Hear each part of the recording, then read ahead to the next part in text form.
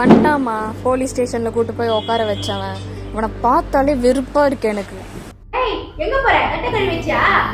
கழுவி வச்சிட்டேன். ரேபிட்டோ ஓட்ட போறேன்.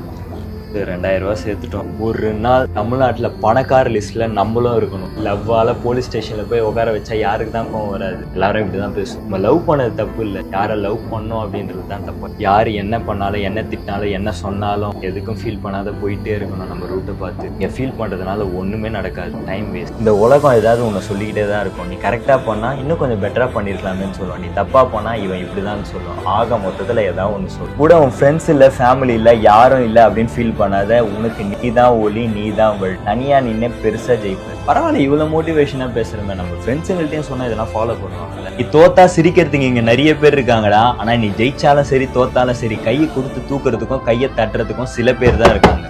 டேய் சாப்பிட வாடா. அதுல ஒருத்தங்க தான் அம்மா.